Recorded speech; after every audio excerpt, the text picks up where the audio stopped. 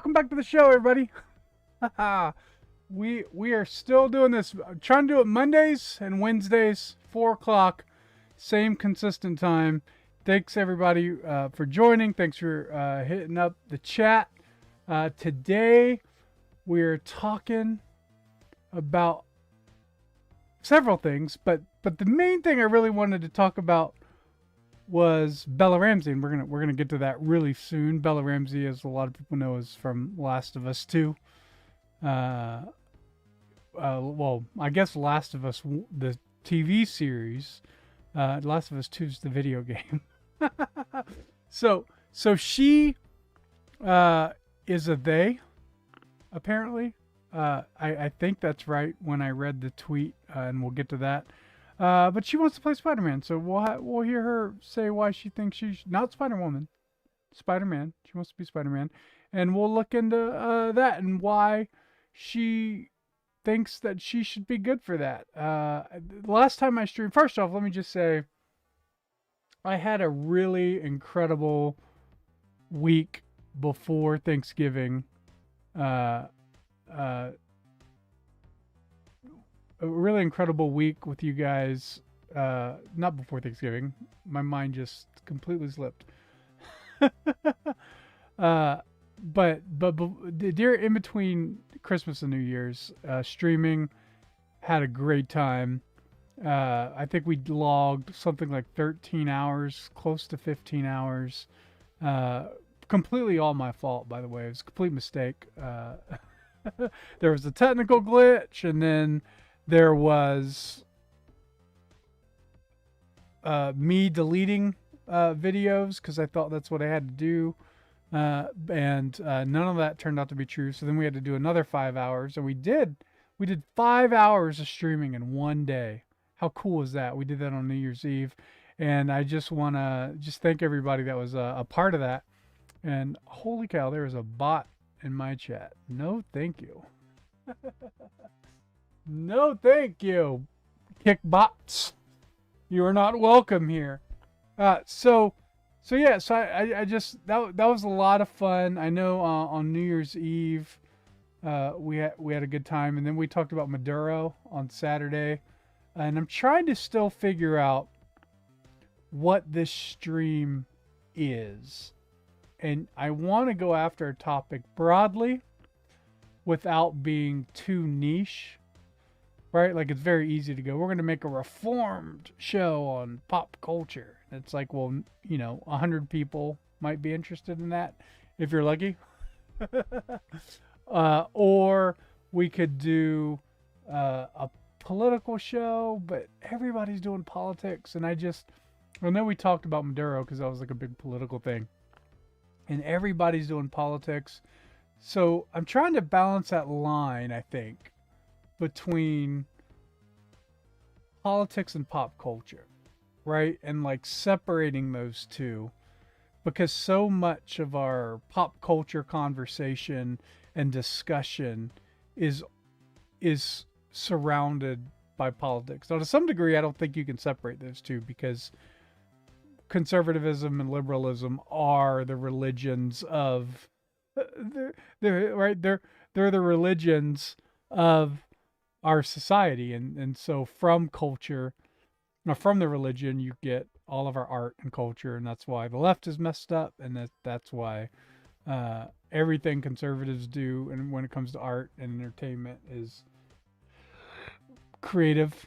Is political in nature and not creative, and that is really, if I think about like what is like on my mind 24 hours a day, I have to say it's being able to properly separate those two. I posted a tweet today. I thought it was from Morgan Freeman. I'll pull it up. I thought it was from Morgan Freeman. It turned out it wasn't actually from Morgan Freeman. But, let's see.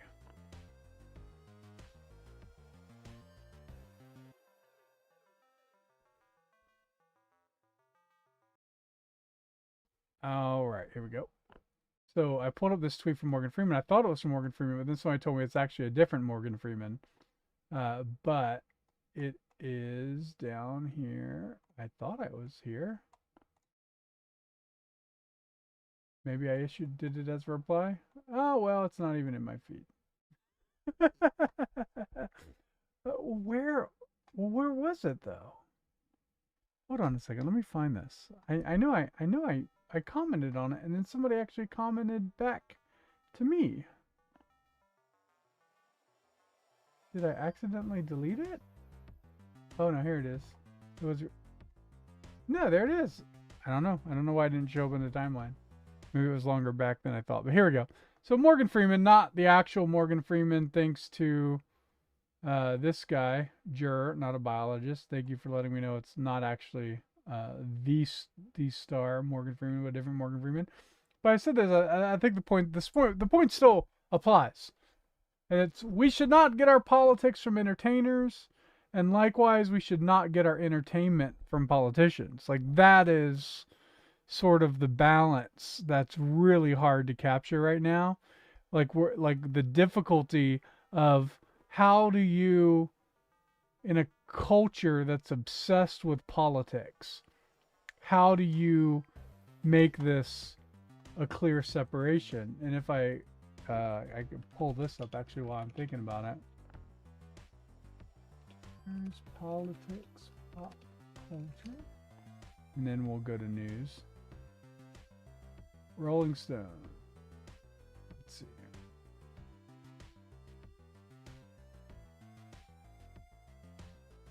So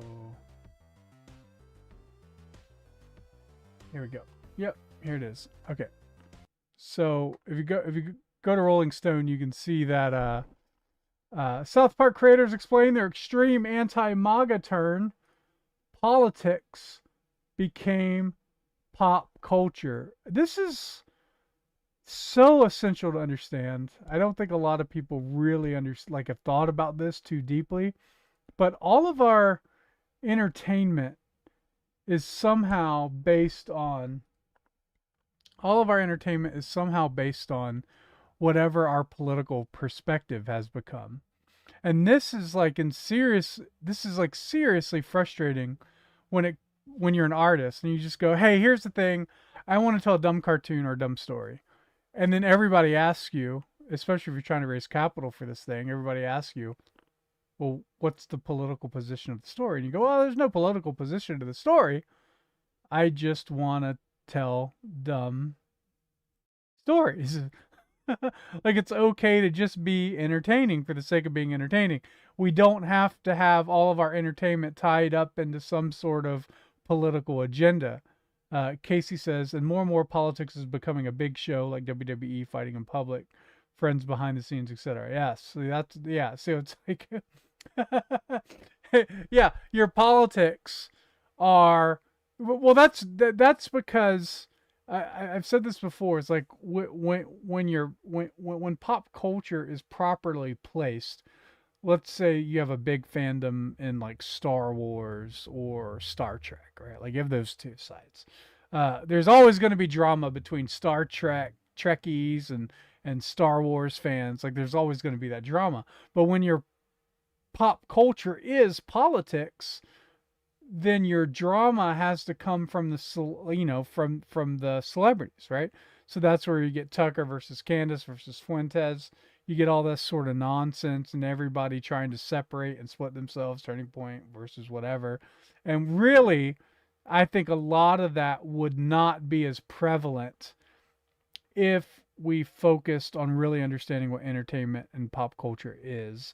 So if I were to define, as I do start doing these live streamings and live streaming all the more, what is it about this live stream? Like, what is this about? I think I want to do just an overwhelming optimism of entertainment in the world. That is something I think is missing. And we're gonna touch on politics because you can't not. You have to have a political perspective to properly engage in the pop culture landscape here. But I really, what I really hate seeing, and I'm sick of it, I see it all the time, is just conservatives specifically constantly complaining about the entertainment industry.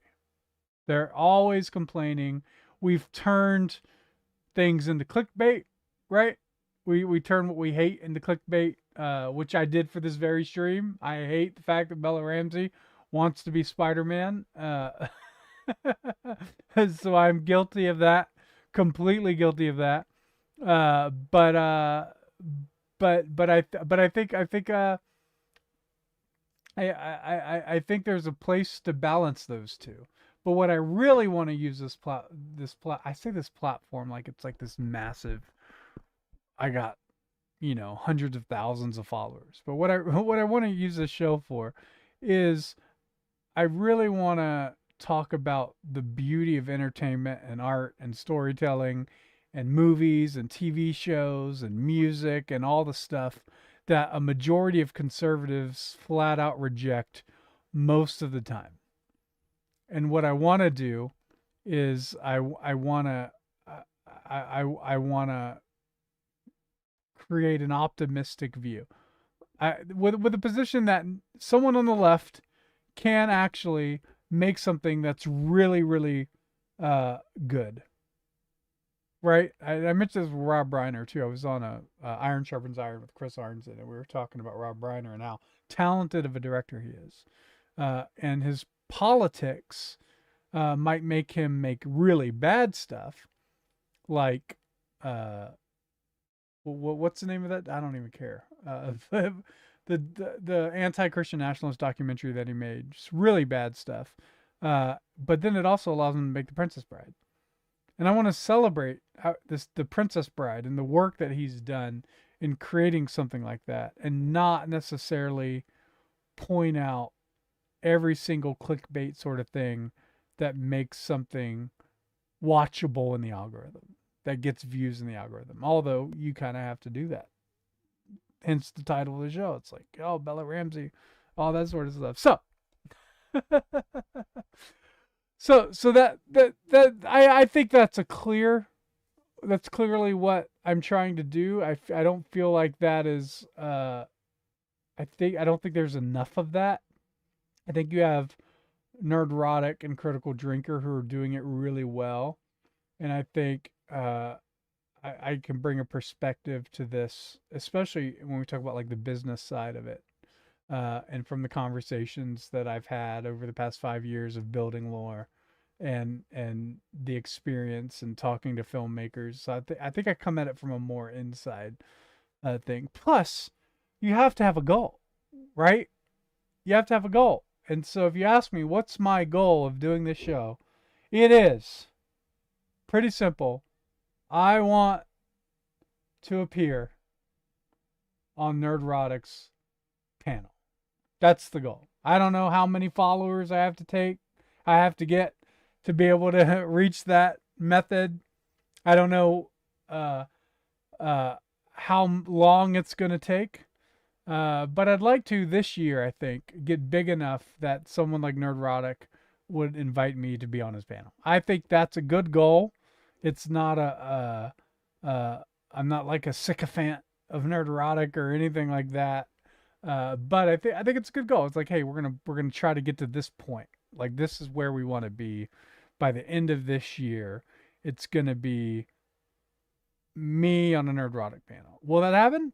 I don't know. Maybe not. But it could happen next week. I don't know. The other thing I'm going to do is I'm going to have guests on the show. So I've already reached out to some people that I would like to have on the show. Hopefully we'll have one of them on Wednesday. I have to reach back out and confirm it. But last time I spoke to him, that he said he was interested. He was just sick last week, which is great because I wasn't monetized yet anyway. So I told him I didn't really want to start bringing on guests until the platform was monetized. So that's it. Big goals. Bigger than I can imagine. That's the way I think it has to be.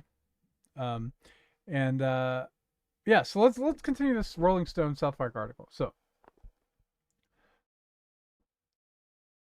So if you've been paying attention, to South Park has been, every episode has focused on this political season. So Trump and Tulsi Gabbard and Pete Hegseth and all these sort of different political characters. But what really made South Park great, and I think what people really appreciated about South Park, is really when it like skewed off into weird pop culture sort of references.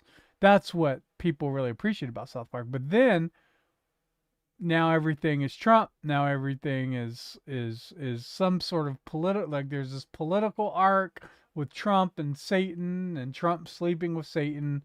And I think people are I think people appreciated that South Park was an escape from that. Because it was still hard hitting.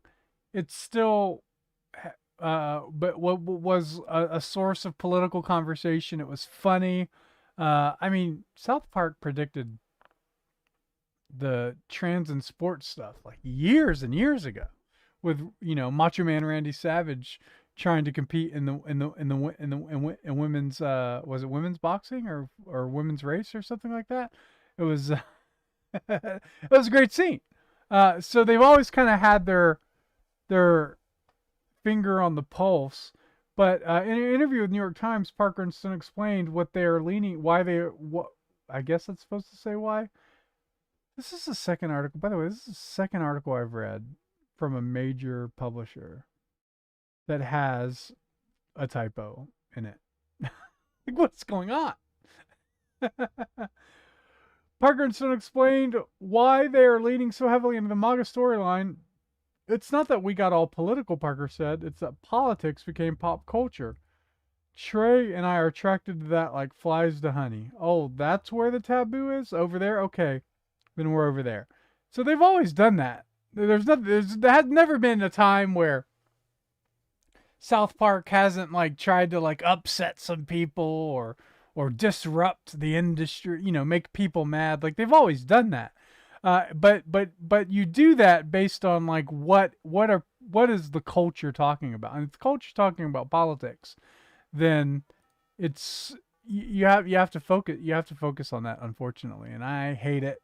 And I would probably argue that Matt Stone and Trey Parker aren't exactly too thrilled with that sort of culture having to be the predominant conversation, the politics being the predominant conversation.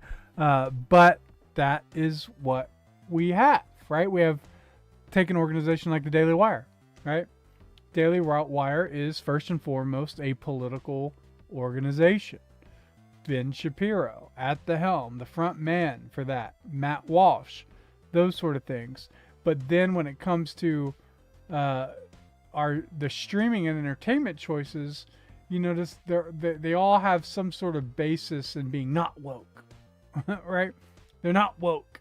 They're conservative entertainment. And so that's like the political ideology is defining the art that is put forth on their platform, as opposed to just going, hey, we were at a film festival, we saw this guy is a really funny cartoon series. There's absolutely nothing political about it.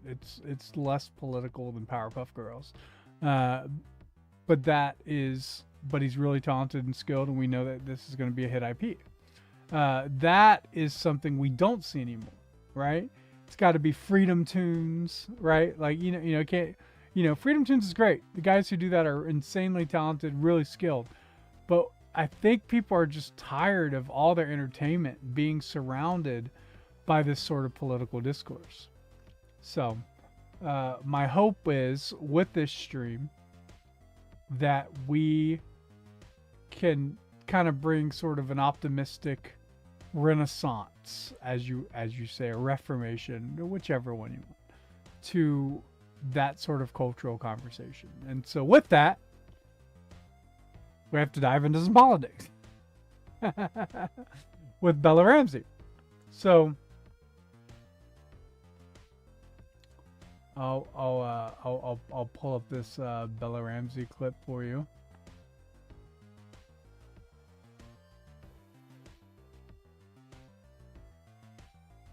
But anyway, if you're watching the chat, how are you guys doing? How are things? First off, thank you for joining the live stream. Thank you for really just an active chat makes a world of difference. I define it like this before we get into the Bella Ramsey thing. It reminds me of like street preaching, this whole thing, right? So when you're street preaching, you get up on a little, like a box, and then you're just yelling out to people and preaching, and you're hoping somebody stops to pay attention to you. Whoa, Cage Stage is in the chat, man. What's up, man? So when you're street preaching, you're hoping somebody pays attention to you. So that's exactly what it's like. You're preaching for an hour or so, and you get nobody. Everybody's walking by, and then boom, someone like Cage Stage enters the chat and becomes a heckler for you. So it's great. I didn't mean to send that kiss face. I'm glad. It's exactly like heckling when you're street preaching. When you sit. Right, like when you're walking by your street preaching and a dude just blows you a kiss just to let you know that he's gay. But hey, live stream it's exactly like street preaching. So let's get into this, shall we? Here's Bella Ramsey. Bella Ramsey on going viral for saying they love to play Spider-Man. I'm still up for it. Look at this. By the way, stop. I see, this is exactly what I'm talking about. Bella Ramsey on going viral for saying, why does it say she? Does Bella Ramsey have pronouns? Because that's not they. Yeah, so that's a it has to be a pronoun. It's crazy. Okay, anyway, just nonsense. It's everywhere. You can't even avoid it.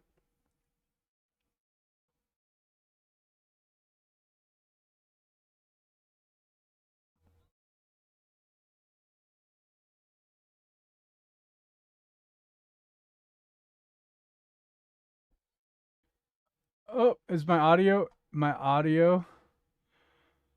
Whoops. Let's try this again, shall we? Not there. That's not it. This one.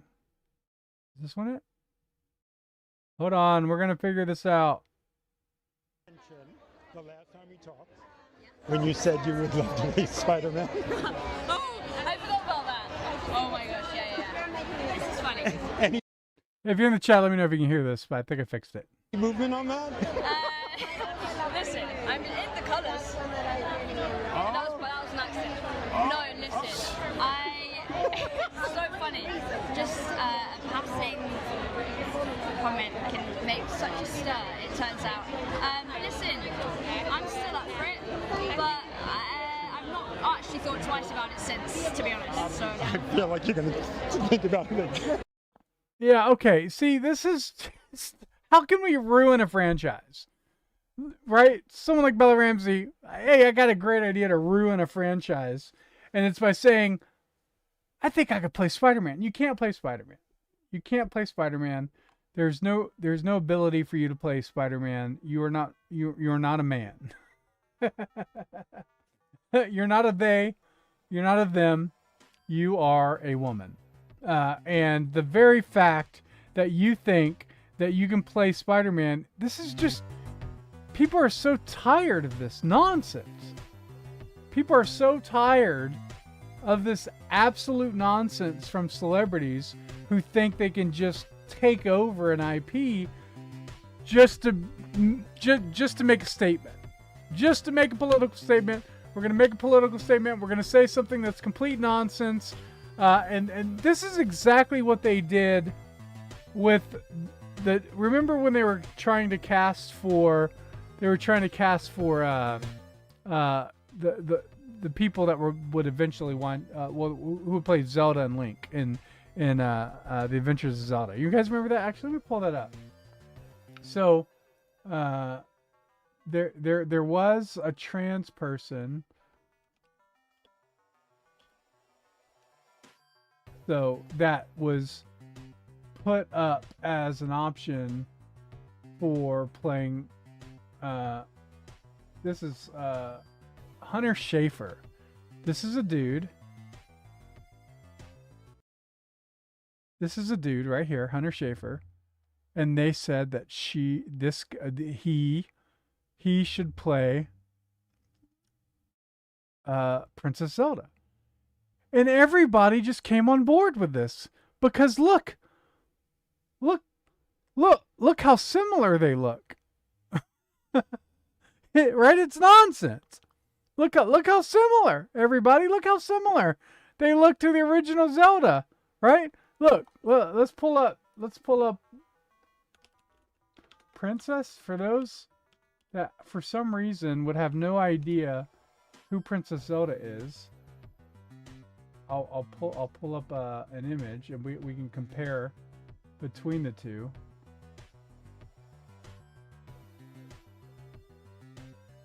And this guy does this guy does unfortunately look like Princess Zelda. This is not the best image, but you know what? Let's go with it. So he does look like her, right? Like there's similarities, but by no means should this dude destroy the IP of $1 billion video game. Just the video game itself, like the video game IP. No, by no means should that happen.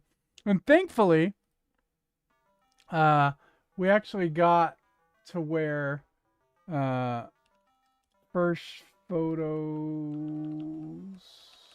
of Zelda movie. The people they casted look insanely good. I mean, look at this.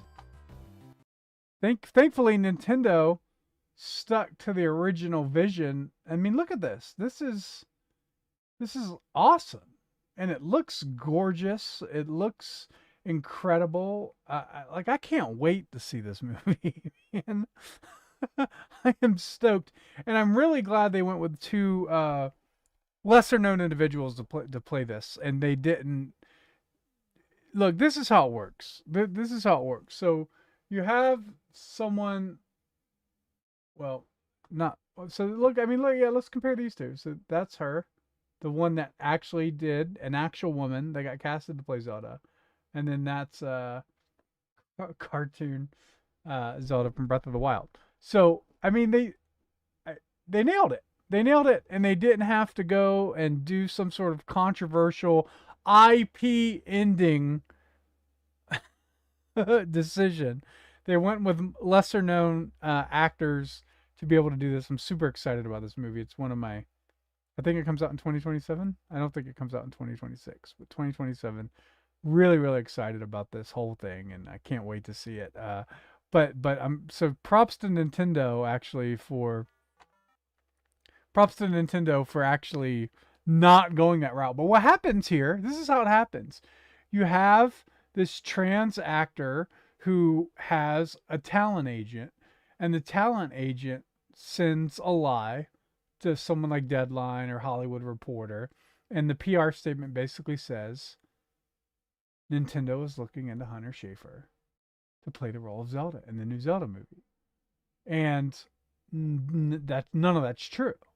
None of it is. But what it does is it gives name recognition and he starts trending on Twitter as the next selection, and then everybody gets mad and there's all sorts of rage bait. But ultimately, Hunter Schafer's name is in the news, so the PR worked. Everybody fell for the scam.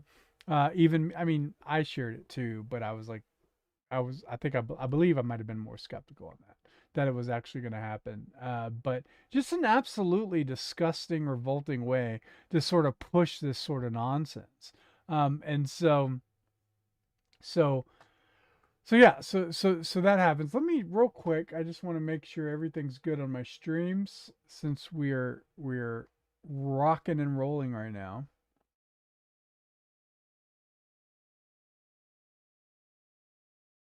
But while I'm doing this, what else is new on the stream for you guys? Like what's going on? I see my wife has entered the chat. She says they feel like they're entitled to everything now. You can't question anything about me, and I am now entitled to everything. Yeah, like it doesn't even matter if you're like the question I always have is like, yeah, but like, are you a good actor? We know you're trans. It's pretty obvious, but are you a good actor? The yes, okay, we are monetized on YouTube. That's what I wanted to make sure of. So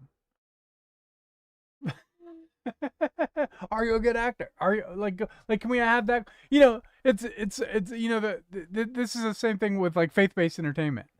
It's like this so and so's a Christian, or he does a lot of faith-based movies, so we have to cast him in everything because he's one of ours. So it's like, yeah, but like, is he any good though? Like, does he have the skill set to be a good actor? Is he a great actor? What are we doing? We're just casting people who politically align with us or religiously align with us, and we're not looking for new talent, young and undiscovered talent. We're not trying to create celebrities. We're trying to capitalize off the careers of former celebrities, and that's how we get our entire entertainment industry nowadays, and it absolutely drives me nuts. I'm so sick of it. Like, it makes me disgusted. like I'm so sick of it. Just cast good actors. I don't care about their I really don't. I don't care about their political positions. I don't care if what's his name? I should know his name.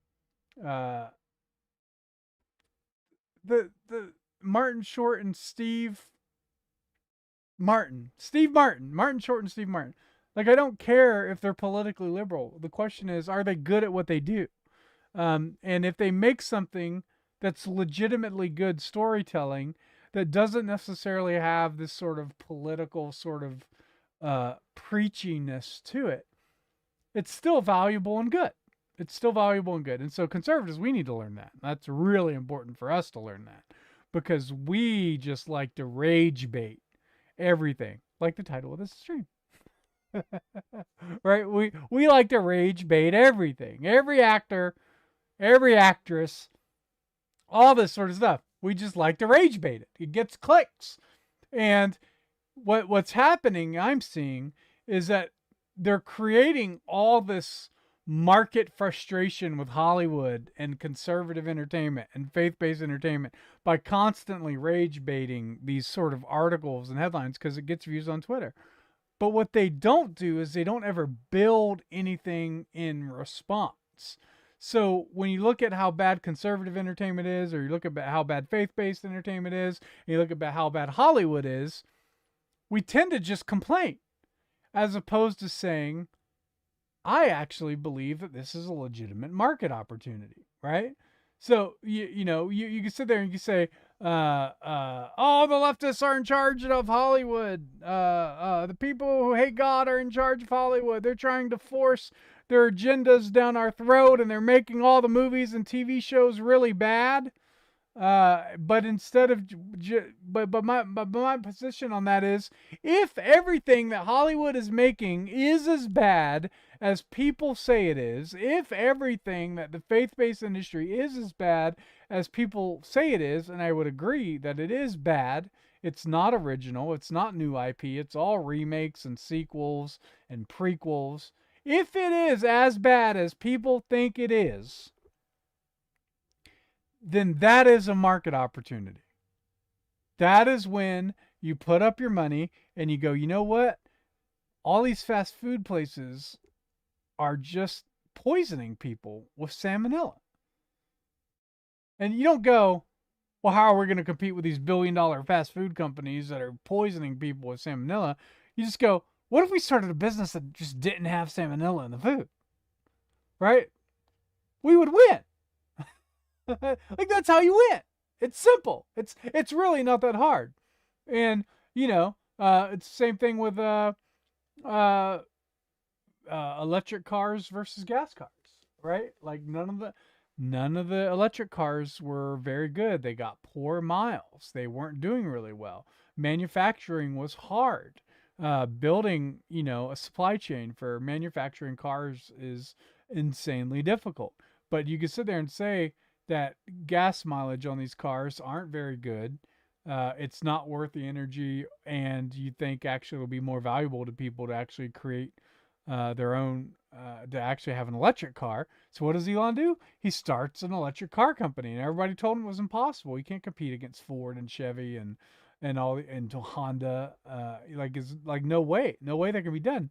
And Elon did it. He took the risk, took the financial risk. He saw there was a hole in the market, and he jumped into it. So that is why I'm insanely frustrated with a lot of conservative entertainment analysis. That's why I think Nerdrotic and Critical Drink are actually really good, because they point that stuff out really well, but they also praise what is good. And that is the really key thing that I think a lot of us are missing. And so that, I think, is what we need to really focus on. That's really what I hope that this show tends to be. First off, thank you guys for everybody that's watching right now. There's some major news to report, actually. And it's about, well, there's two. Let's see. Just things are getting shut down. And one I think is more important. And one I'm happy that is getting shut down, and that's corporate broadcasting. Corporate broadcasting is getting shut down. But before we get into corporate public broadcasting, I want to talk about MTV shutting down. So to be fair, because I was completely misinterpreted the clickbait headlines on this, but it's not MTV, the main channel that got shut down. It is all their music channels. So MTV2, MTV3, MTV College, MTV Punk Rock. I mean, all the different, those cable channels shut down December 31st at midnight.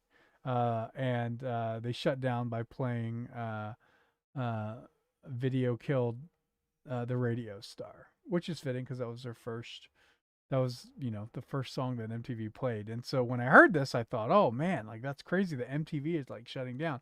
But the truth is, they might as well be, right? Like MTV might as well be shutting down because we have 4 big streamers. We're back to 4 antenna TV channels, right? So if you grew up in the 80s and 90s, you had a knob TV before you got cable, before your parents got cable. You had a knob TV, and you had your rabbit ears, and you would move those rabbit ears in all sorts of weird positions, and you would put aluminum foil on it to get a better signal. I wasted so much of my mom's aluminum foil on rabbit ears. It's unbelievable. Like when analog TV switched to HD TV and digital television, I bet you Reynolds lost a ton of income. It was a destructive towards Reynolds wrap. I'm gonna tell aluminum foil. I'm gonna tell you that. But now we're kind of back to that, right? We have Netflix, HBO, Hulu is getting shut down, and it'll just become Disney Plus. So Netflix, HBO, Disney, Paramount, Peacock, like 5. Right, 5 big ones. I'm sure, and of course there's others, and then there's Netflix and HBO, and but that's pretty much all there is anymore. And everything that they're making is so broad based. It's so broad that they have to, because they have 200 million subscribers. The Netflix as example, you have 200 million subscribers. It's very difficult to justify a niche risk, right? It's very difficult to justify a niche risk when you have 200 million subscribers. What you have to do is you have to try to find stuff that is as broadly appealing as possible. So if anybody's wondering why Netflix doesn't do uh, Stranger Things level quality shows anymore, and why you don't have another House of Cards, and Netflix isn't really like crushing it on the landscape of creating and producing originals anymore. It's because they're too big and they don't have the the the risk aversion that's required to be able to create niche entertainment. Um, and so, if I was Ted Sarandos, I would probably I would still have Netflix, but when you go there, there would be almost like Netflix channels, not necessarily like you typically see like on like AVOD channels where it's just free advertising, and you're just like clicking through Pluto and there's just repeats of stuff. I would actually have uniquely named, trademarked named sections that focus on producing original content for certain demographics of people. I think like Amazon's kind of doing this with Wonder Project a little bit, where it's like its own thing. But I think I think what's Netflix's problem right now is they're just too broad. Like everything Netflix is doing is for everybody, and that's not how the cable industry got built, right? Like the cable industry got built because suddenly, when you only had four knobs on the dial, now you have a complete entire channel that's dedicated to food. And that's how Food Network came out, right? And so then you have an entire channel dedicated to music. That's how MTV came. And then you have another channel that's dedicated to comedy, and that's how Comedy Central came. And then you have another channel that's completely dedicated to cartoons, and that's how you get Cartoon Network. And then you have another channel that's completely dedicated to younger children, and that's how Nickelodeon came about, right? So you started to niche all this entertainment programming. Instead of broad network broadcast television, you had niche cable channels. And these cable channels are really what's still valuable today. Like those are the IPs and the brands that people remember. Um, uh, Even today, you can there's very few things on network television that you automatically tie back to that broadcast network. I'm talking about ABC, CBS, NBC, and Fox, right? So very few things. But the things that you do recall and remember was because it was part of a broader entertainment block when they were when they were defined, a very sharply defined niche. So TGIF, that was ABC, right? And everybody knows you had Full House and Family Matters and Step by Step and Perfect Strangers. That was TGIF. And that's because that was a niche block of programming advertised for a very specific group on the broadcast network as a whole. Same thing with NBC. If I say Seinfeld, right? That's must-see TV. NBC comedy nights on Thursdays. Like everybody knows that, right? Because that was a very niche block of programming that was marketed on those broadcast networks. So even the broadcast networks, their most memorable stuff were narrowly tailored. And we've completely lost that now, right? I can go on Netflix. I can watch something for a nursery schooler. I can watch something for a high schooler. I can watch something for just broadly general entertainment, like like Stranger Things or whatever. And there's nothing left on Netflix anymore that's distinct, that feels distinctly Netflix. You had House of Cards, you had the Ozarks, you had Stranger Things. They had it for a little while, and now it's just gone because everything's so broad. And so that's why, when I see that MTV is shutting down its music channels, it's shutting down its niche channels, it's disappointing and sad.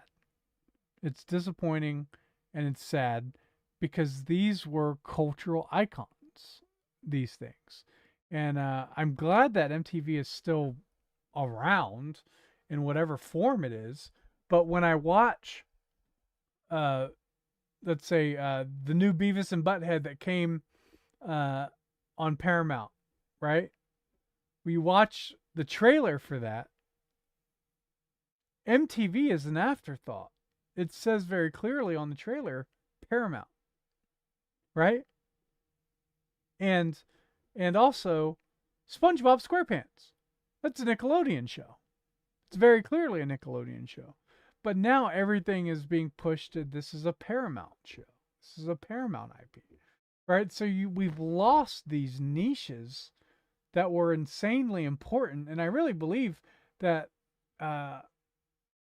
we need to get back to that. We need to get back to niche entertainment for specific age groups, for specific sexes. It's okay to have female-driven entertainment, and it's okay to have male-driven entertainment and young male-driven entertainment. Like, those are important distinctions. It's okay to have a Food Network that only focuses on food, right? Like, these are insanely important.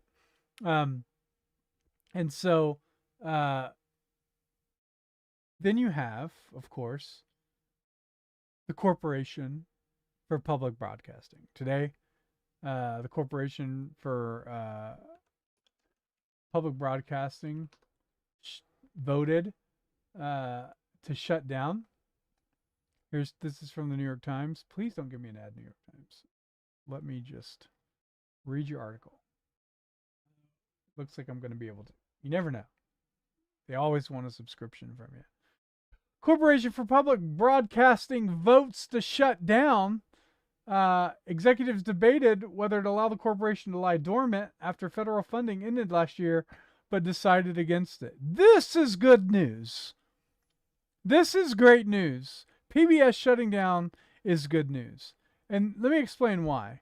The amount of money that the United States government gives to PBS does not justify its need. And the reason I say that is, give me a minute to pull this up, because this is kind of pretty important to what we're talking about.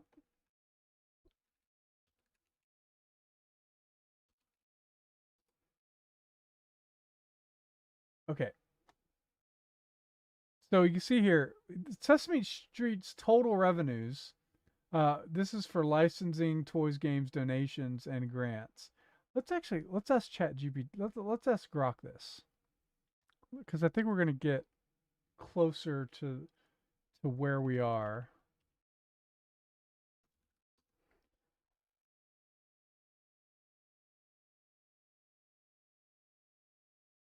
One second.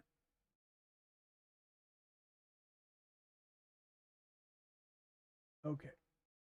So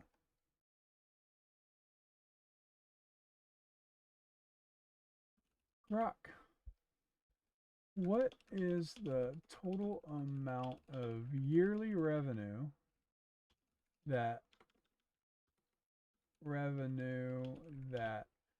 Sesame Street brings in, not including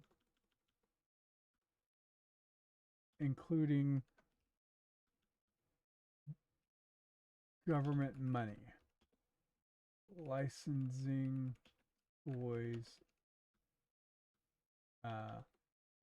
Compare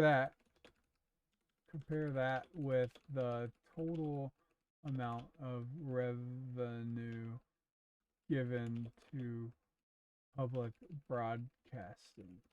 All right, let's see. I think,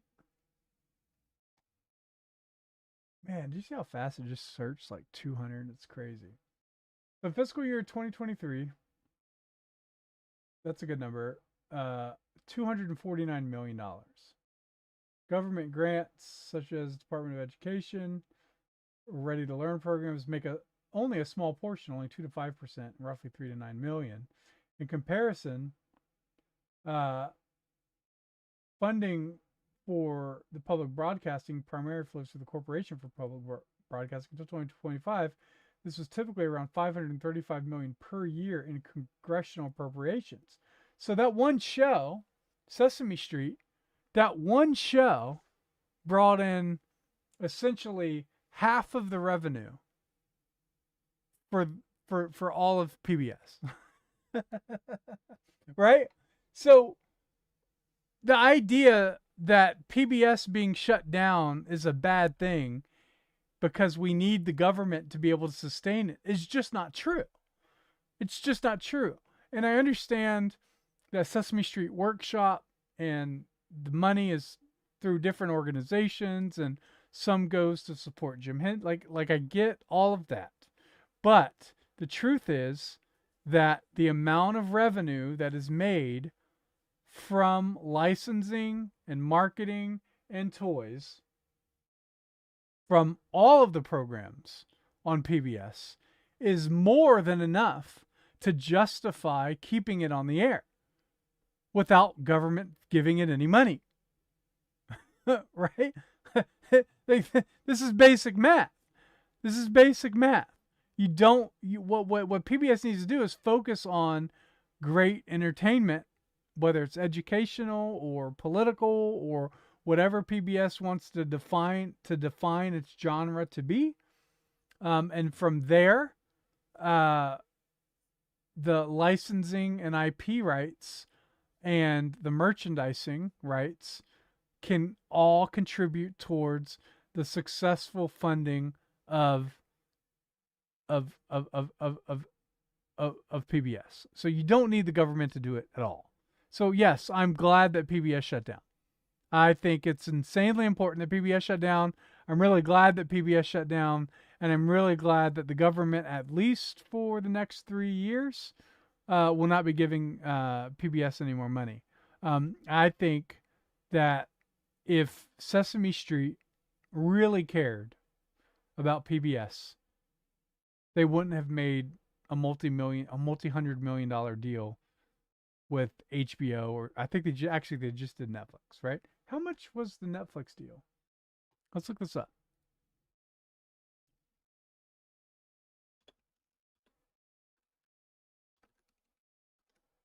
Because this is a huge number too.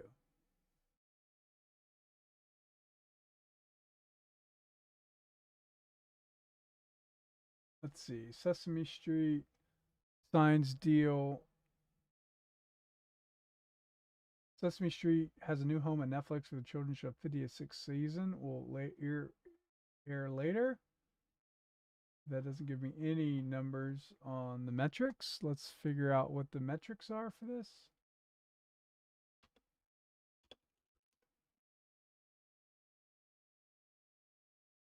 Yeah, so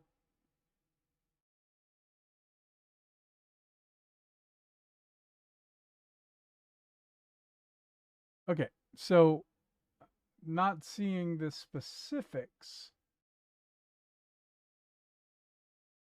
So HBO's been paying $30 to $35 million a year for the streaming rights to Sesame Street, right? So over a 5-year term, you're looking at $250 million, 140, about close to about $200 million in revenue just from the rights to air the show, and the backlog and the catalog in the library. Like, that's tremendous. And, you know, another question would be, how much revenue does the show Arthur generate for licensing?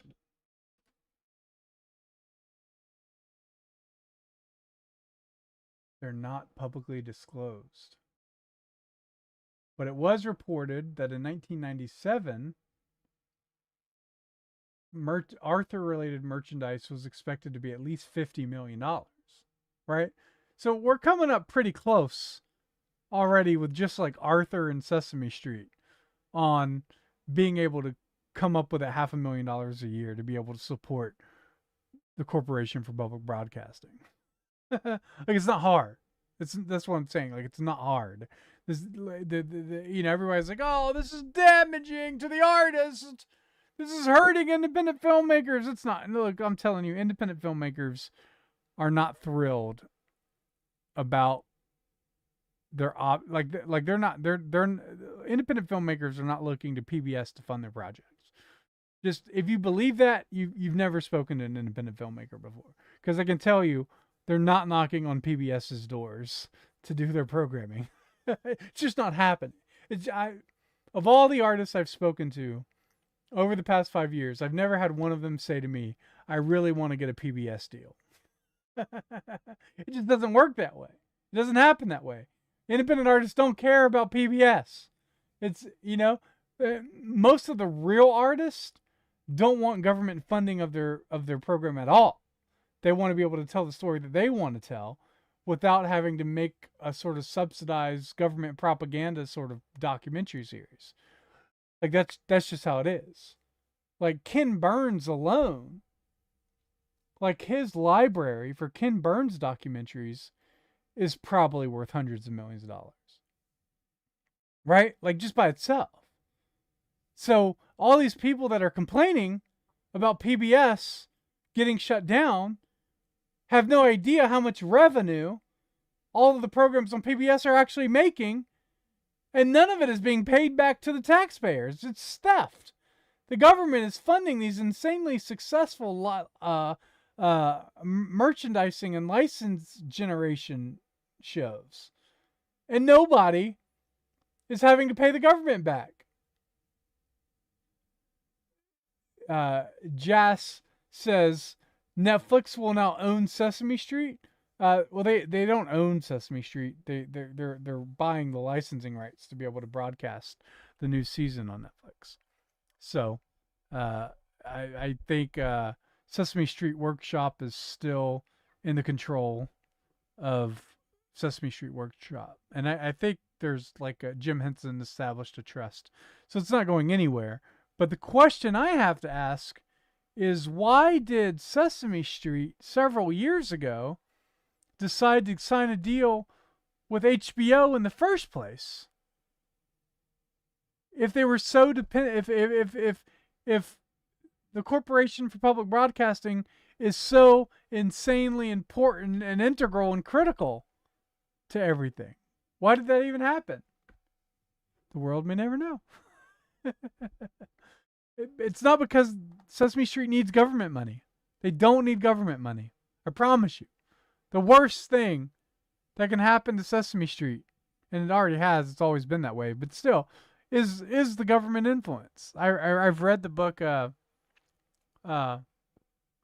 think it's called How to Get to Sesame Street. That might be the book. I'm not exactly sure what the title of the book is. But it's about how Sesame Street got created. It's a really great book, by the way. It's one of those books that's done by a collective of interviews, and all the people that are interviewed are asked the same questions, and then they piece all those questions together in a narrative. Really great book about Sesame Street Workshop and how it got started, and Jim Henson.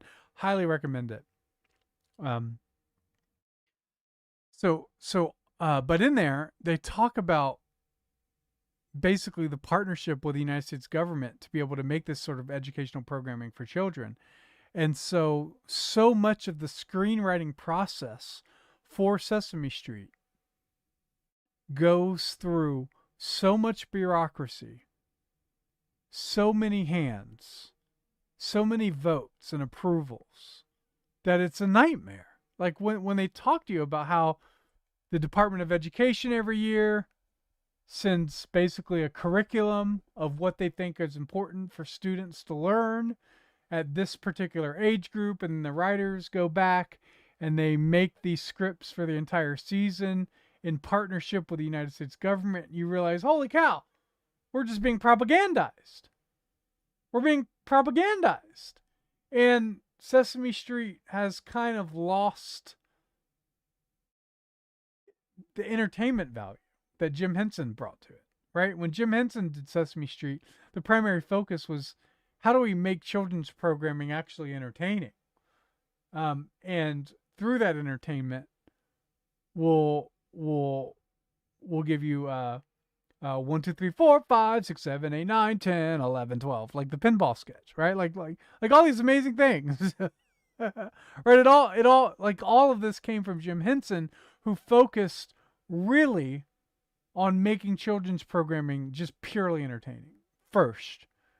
And then the educational stuff is part of that, right? Like when you have this jazzy 1970s style animation with a pinball machine and you're learning how to count,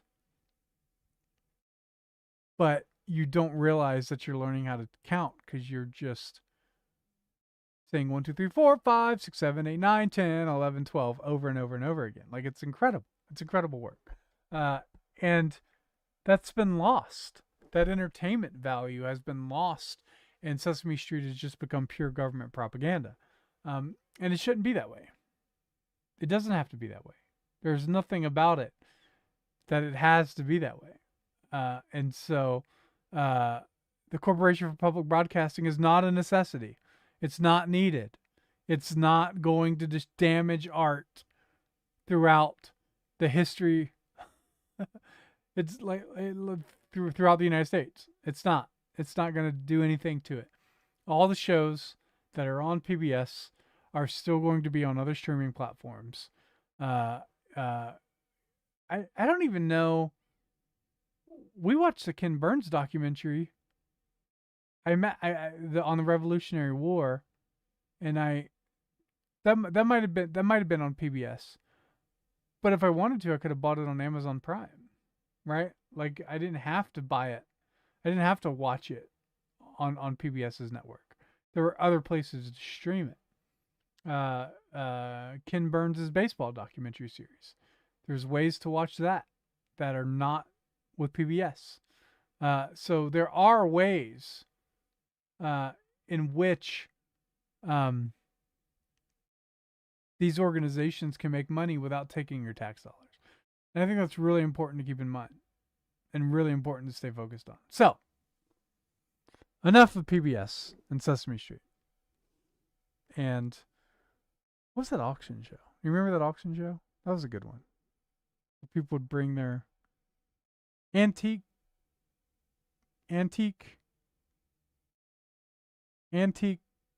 I can't think of the name of the show. but so all those shows are insanely valuable IP, completely apart from PBS, completely apart from it. So the real damage from shutting down PBS, and the reason why I did it, I think they will relaunch PBS as soon as there's a Democrat president. It'll come right back. But I think the real damage that is being done by shutting down PBS is that the art that is funded by the government can't be liberal propaganda anymore. And that is something to celebrate. That is for sure something worthy of celebration. So, anyway, how's everybody doing? First off, thank you guys for joining the chat. Everybody that's been participating. Facebook is really active today. That's fun. Facebook is usually the least active on my platform, but thanks for that. And let's see. What's this? Let's see what's going on in the world. Let's take a minute, take a break from the entertainment stuff, and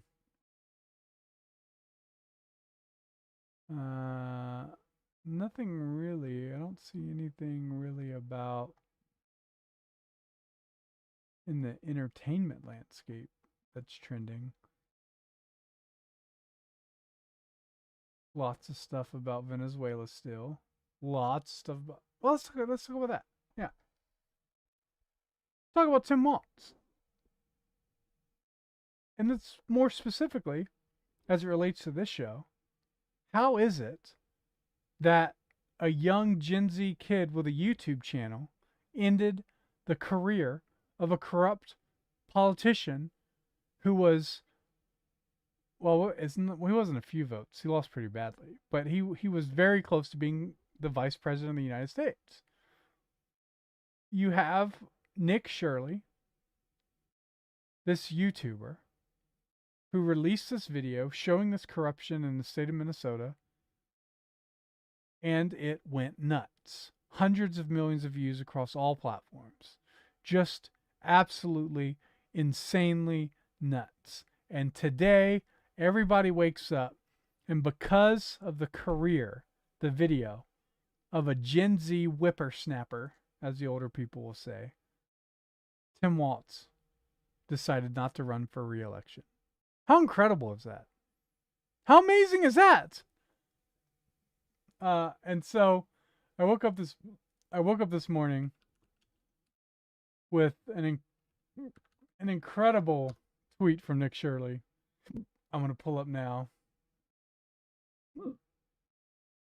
Excuse me, I got the hiccups. I ended Tim Walz. Look, even John Taffer here. Well done. Elon Musk, thank God. He says, amen. It would not have been possible without X. I don't care what Scott Pressler says. Ben Zeislav, King, Patriot. I mean, this guy is a hero. This guy is a hero. A Gen Z guy making YouTube videos basically ended the career of one of the most corrupt career politicians we've ever had. And this is the tweet heard around the world. I ended Tim Walz. And so this is what I want to stress is younger indie artists like Nick Shirley are the ones that change the world.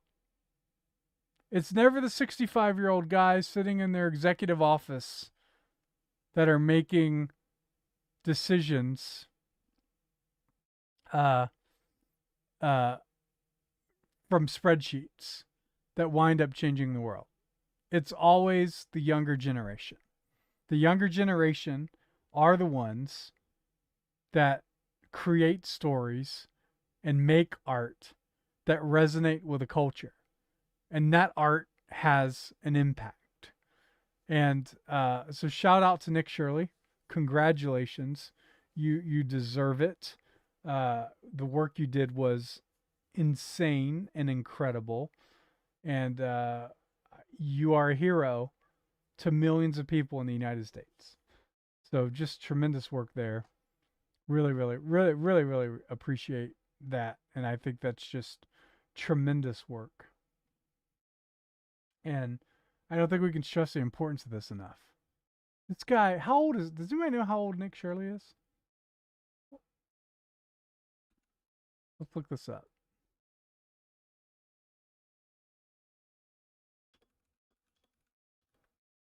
Oh, what is Nick Shirley? 23 years old. 23 years old. So he was born in 2002. Now I want to pull up some stuff about Nick Shirley because I think it's, when we talk about the importance of a younger generation, I think this is really important. So you go to his YouTube channel. Up to 3.3 million views just on YouTube. By the way, that just shows you just how did that only get 3.2 million views on YouTube if YouTube has a bigger platform? You know what I'm saying? Some say 23, others say 24. Let's I want to show you his channel. This is really important. Hello, we'd like to ask where the money's going. So if I go to this video, his videos. So he's had 14 million views just in the last 7 days. Insane. He's making $69,000 to $200,000 a month. And he uploads once a week. Okay? So what I want you to look at is this right here. So his video about Tim Walz has 3.2 million views. It's not even his most viewed video. His most viewed video is inside CCOT, the mega prison full of deadly gangsters in El Salvador. This one, I infiltrated Brazil's most dangerous gang. This was 5 months ago. This video was a year ago. Inside America's City of Zombies, the Kensington, Philadelphia. It's 3.4 million views. So lots of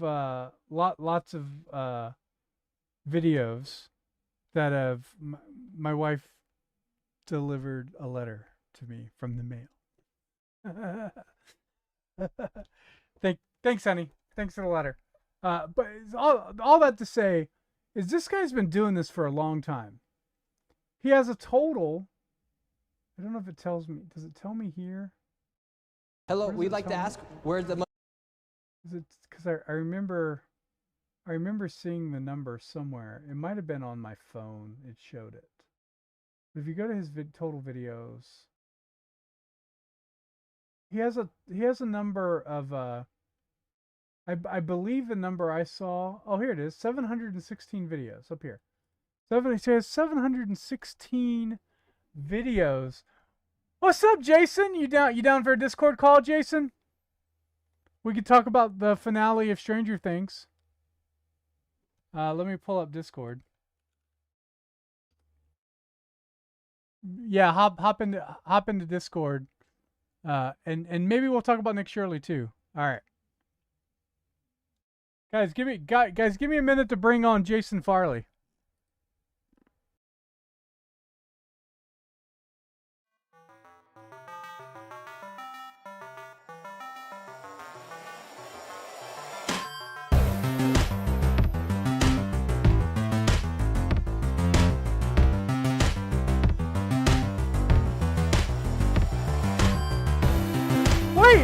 Wait, before I do this. Well, let's turn down the volume. No, not my volume. Turn it up. Jason gifted subs. Gifted subscription to Adam Malden. Gifted subscription to Play Skull. Is that it? Yeah, that's it. Yeah, 2 gifted subscriptions. Let's go. Let's turn on the music. Yeah. 2 gifted subscriptions! Here we go! Yeah, we did it! That's awesome! All right, okay. So, we have to celebrate every time it happens. So let me go and set up the Discord with Jason. I'm going to be back in maybe 2 minutes. So, bear with me. Tell all your friends Jason Farley is about to join, and it's going to be great.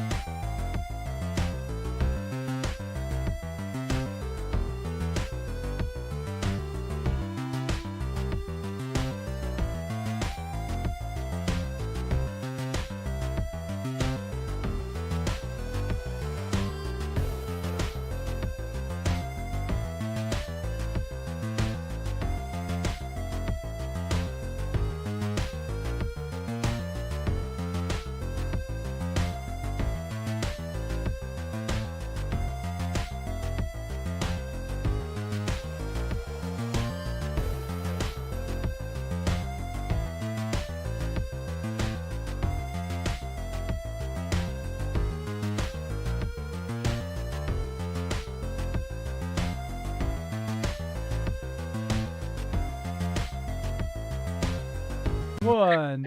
Hey, can I hear you? I can hear you. Can you hear me? I can hear you. All right. I imagine the terrible audio is just because on your buds and not me. Yeah, that's awesome. So if everybody can hear him in the chat, if you can hear him, just let us know in the chat. Everything sounds good, and we'll go from there. So Play Skull says woot. I imagine that means he can hear you. All right. All right. So okay, well, Jason. I last week I talked about Stranger Things and just the complete nonsense of that the penultimate episode, right? Yes. By the way, did you see the meme? Did you see this meme about hold on. I'm going to share this meme with you. You can see my screen, right? I can. Yeah. Okay. I don't actually know if the people are going to be able to see it though, because I don't know if I set that. I don't think I set that up. But I'll show it to you, and then I'll explain it just for the sake of this, and then I'll figure out how to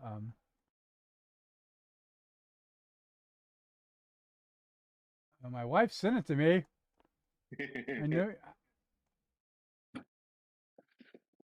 it's got to be here somewhere. Oh, here it is. Okay. You're going to love it. All right.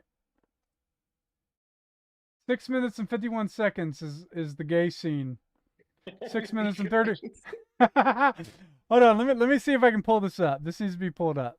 That scene was 6 minutes and 51 seconds. That's why it felt like I was having my nose hairs pulled. I'm so long. Yeah, I need to make another scene. Okay, here we go. I need to make it. That is really funny. I'm gonna make another scene real quick because we're gonna need to share. We're gonna need to share our screens, for this anyway. And it's not fair to leave the audience out of such a great meme. You know what I mean? It is, yeah. But that's really funny. I'll be on the left. You can be on the right. And then we will add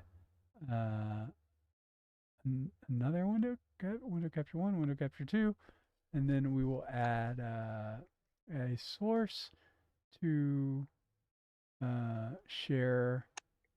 I'm still learning.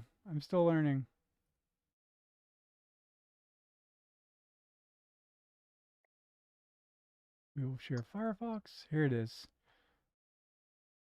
Okay. And then we will bring this below us. Yeah, that should be good for now. And then transition over. Make sure you still have audio, Jason. Check.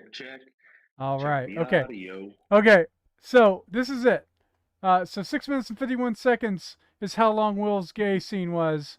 And then if you well, I can't scroll down. It was 6 minutes and Hold on, 34 seconds. Okay.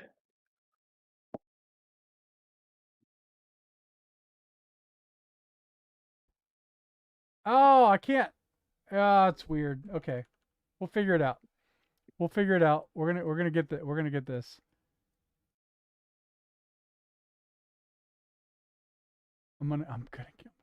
out. You can't tell me All what right. I can't do. There you go. Your computer right now. There you go. We're gonna shrink us down a little bit too, but so we can get more screen in here. But there it is. So this is the meme. There we go. So that's how long that's how long it took to get I was gonna say Castro, but Nicolas Maduro captured. So when you talk about overemphasizing the stakes in a way that they don't matter, I think this is that's one of my favorite memes. But let's talk about Stranger Things. But what I was talking about before was what I thought was like the importance of this. What I want to do when I stream is I really want to take like an optimistic, positive approach to entertainment. And I think you've been like the biggest fan of Stranger Things. In terms of legitimately in terms of the writing and everything, especially last season, I think with that scene on playing the guitar as Eddie, spoiler alert, died, was emotional. And what song were they playing? What song were they playing when they did that? They were playing Metallica, and my comment right after I watched it to my wife was, it was Master of Puppets. The chat says Master of Puppets. Master of Puppets, yeah. And it's a perfect song because you have like the layers of it is you have Vecna is this puppet master who is laying his puppet strings throughout the entire season. And then they come in and they're clipping the puppet strings, which is what the song is about, right? Is being removed from the puppet strings. But I never thought anybody would be able to make Metallica make me cry as a full-grown adult hairy male. That Metallica would bring me to tears, but they set it up so well so that they inched the stakes up and inched the stakes up to the point where you knew this could be the last thing that this young man does, who they have won me over to. Right when you meet him, you're like, I don't know if I like this guy, but you see the way that he treats younger, less powerful people, and you win over to Eddie. And now I'm a huge fan of Eddie by the end, and that the stakes are such that he could die, and he's playing this song, he's putting his life on the line, and is perfectly encapsulating this moment. And then when he dies, I'm just like in tears. It's just beautiful. It's a beautifully written season of television. I think it was the best season since the first season.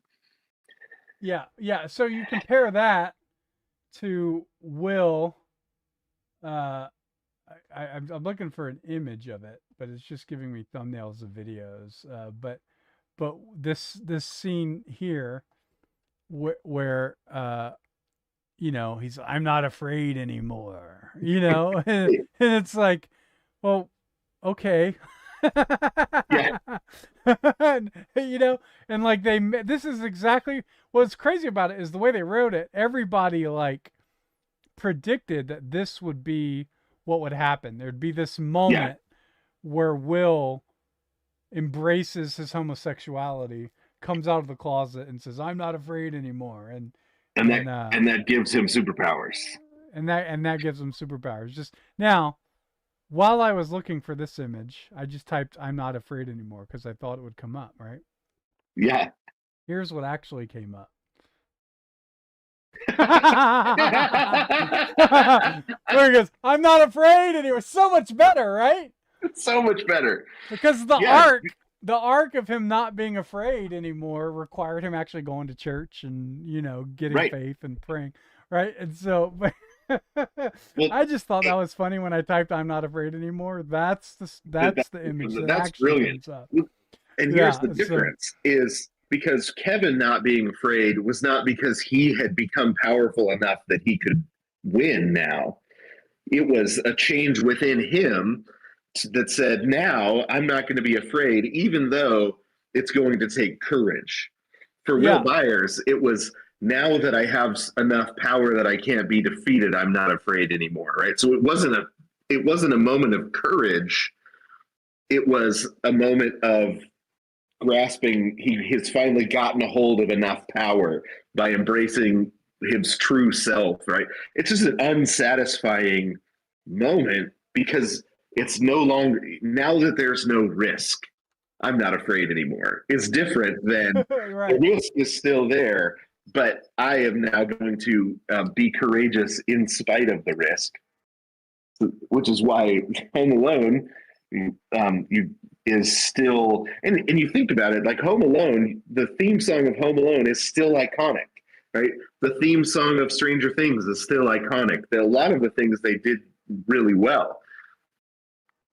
They just removed stakes instead of raised stakes, and and what's sad is I think the rest of the ending was good. I enjoyed the last the episode of Stranger Things, was especially wonderful. in the last scene when they're playing Dungeons and Dragons again. Mm-hmm. That was incredible.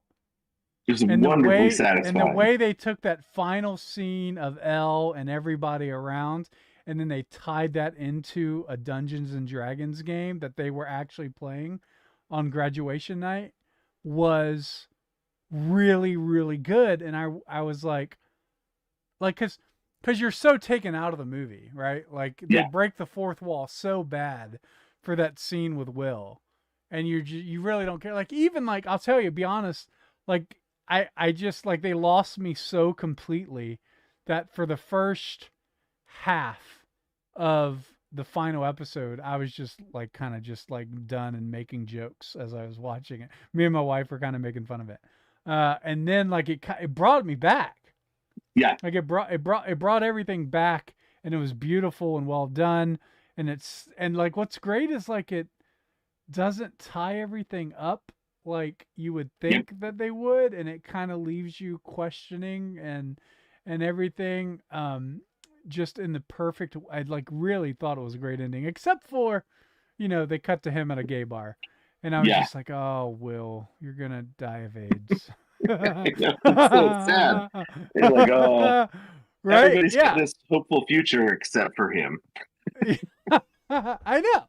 Yeah, exactly. Yeah, and Billy becoming a teacher is just the perfect way to sum up his relationship with Dustin. And then, Dustin at graduation taking off the shirt. Like it was awesome. Like everything about it was just so great. And and it's just like you were just completely taken out of that for a bit. And I wonder how. I did have one question. There was one thing that was I felt like was obviously cut, and I'll see if you picked up on it.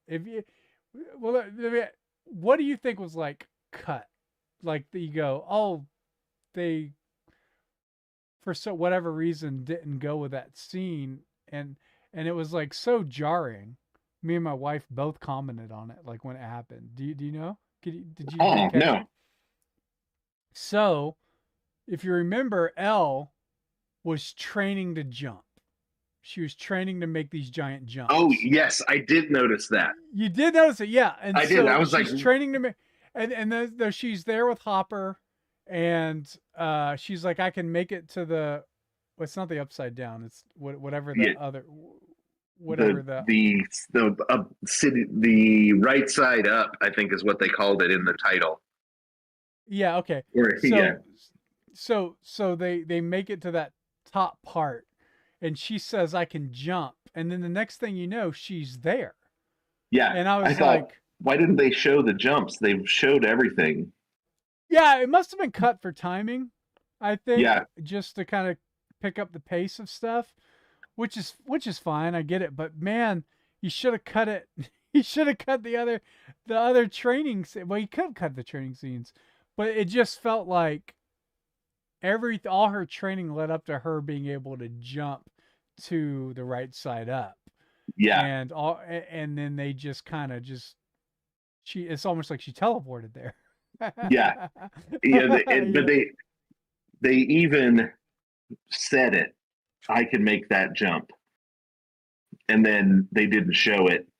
So yeah, it probably was cut for time, but they wasted almost 7 minutes. It's not the first time. Yeah. Not the first time.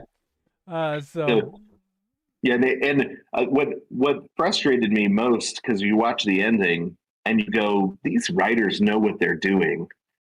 Why what made them sacrifice what they knew how to do to put that scene in?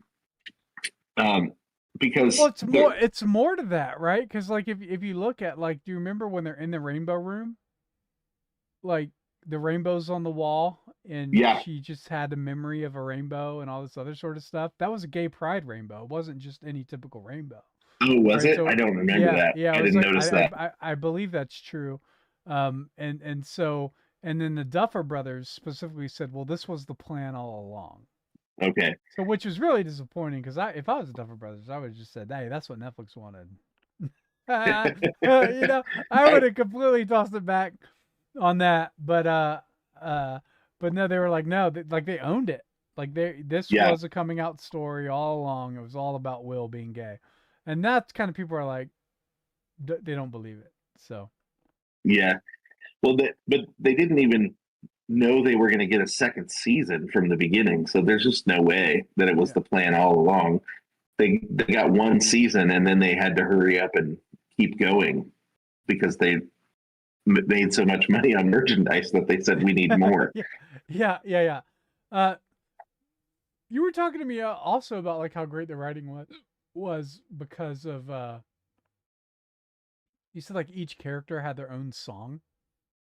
Yeah. So they were so careful to develop just the atmosphere around each character, and it made it possible to really build sort of an emotional resonance. And this is what was so great about it, is it wasn't just the writer was a storyteller. The way they used lighting to move you back and forth between worlds without ever having to say anything, or you could just feel the different worlds, because they develop soundscapes and different lighting and color schemes for every world. Like every single person on was working together for the story, and it's something that it really takes a kind of a symphony director mentality to take all these different skill sets and make them all serve the story and make them all serve the character arcs. That it was really just so well made that just you feel turned on. Well, they do something dumb. Yeah.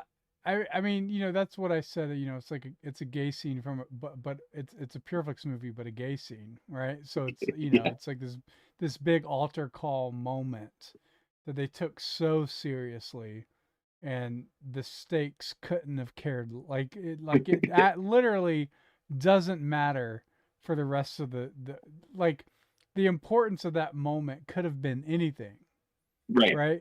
Like I thought like was way more impactful was what's the little girl, Wheeler? The little sister. Yeah, the little sister. I can't. Helen? No, I don't know. Was it? Yeah, I can't remember her name now. But the little girl and Max telling her, "You're actually not afraid," and she pointed all that out, and so that motivation for not having fear was so much better than any other thing. And I mean, I know they did a podcast during that too, but did you see the meme about them doing a podcast? No, yeah, but I didn't see the meme, but you told me about it, yeah, but it totally is like it is this setting of where they could have cut that down, but it still felt satisfying because it was more like Kevin saying "I'm not afraid." Because the stakes didn't change. That's really funny.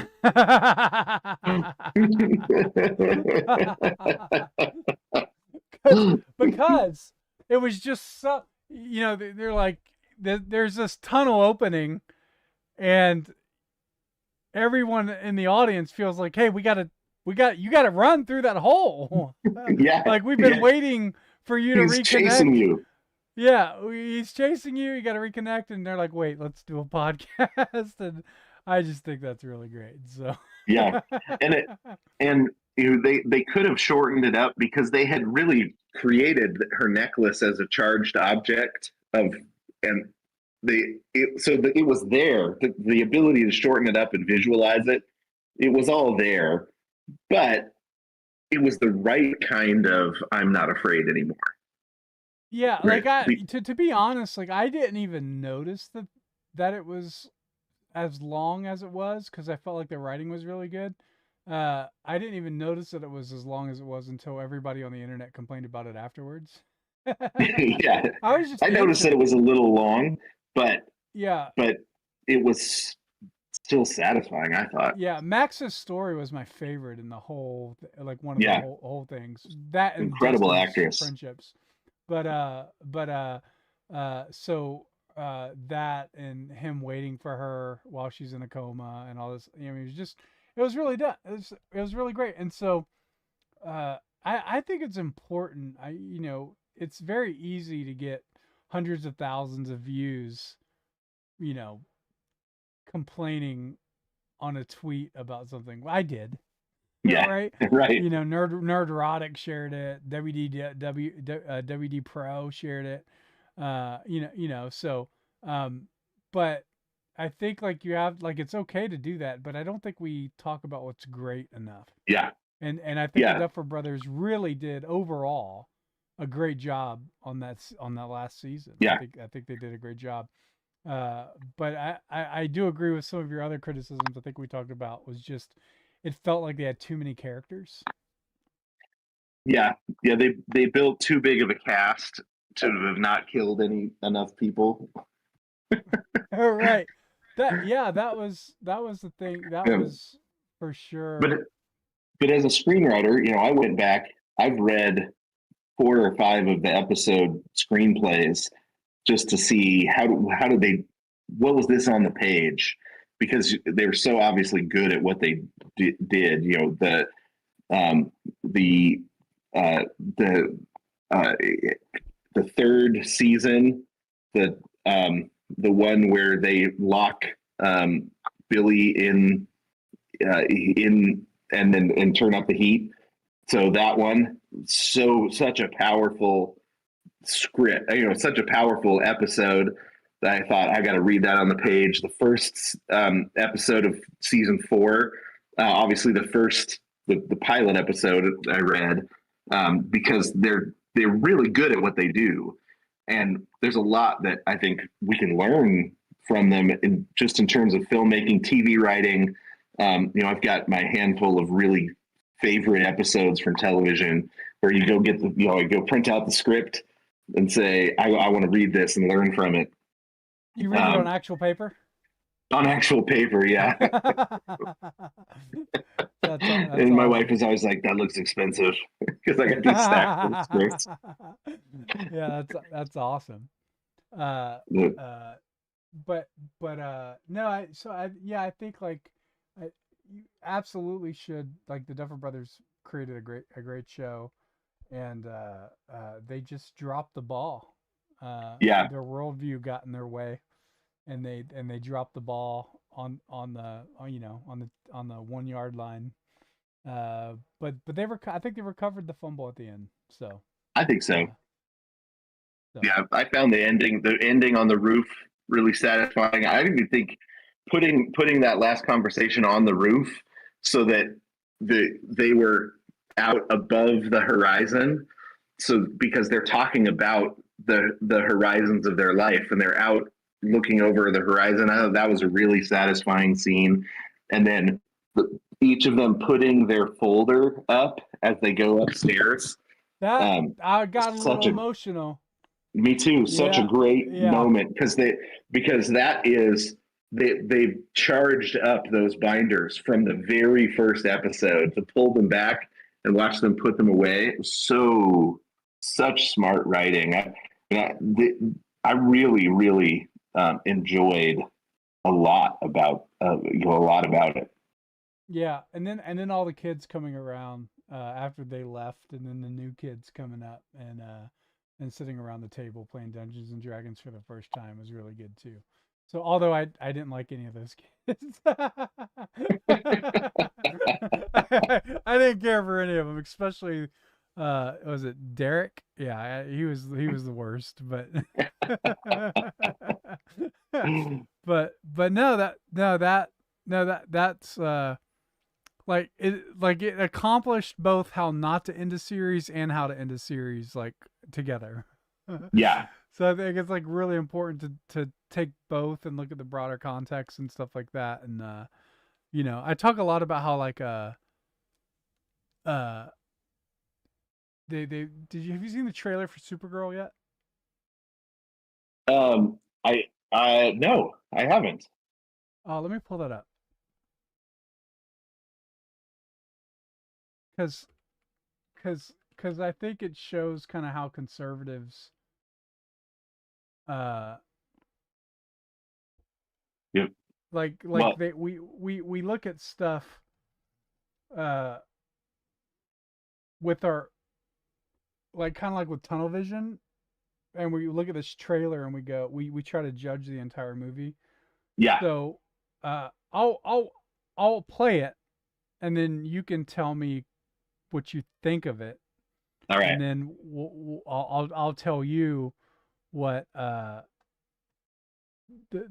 conservative world says about it. Okay. All right, what's your thoughts? What we're Do you gonna want be to drive talking down to about the today? IMAX? Do you want to drive down to the IMAX and watch it with me?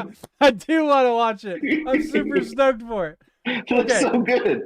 Okay, so all the conservative pundits were sharing it, talking about how it's feminist propaganda, and I was like, when I saw that, I was like, did you guys watch the first Superman where Superman is obviously she has daddy issues because she doesn't have one, Right. and they really set up Superman being this father figure.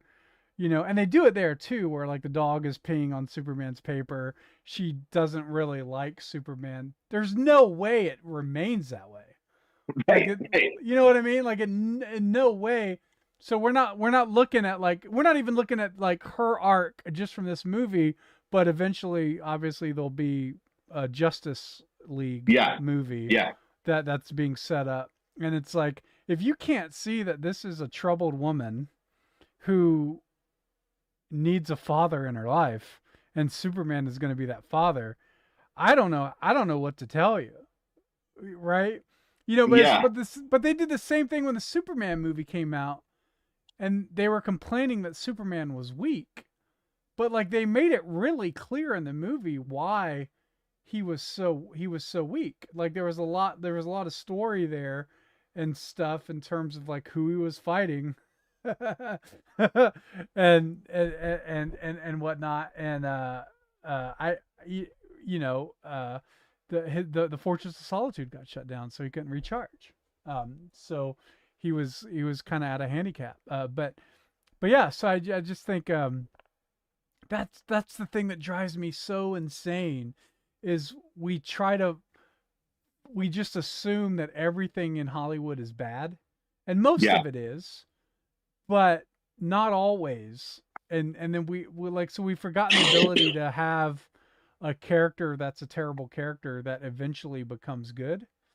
Yeah. Well, it's like the Black Widow.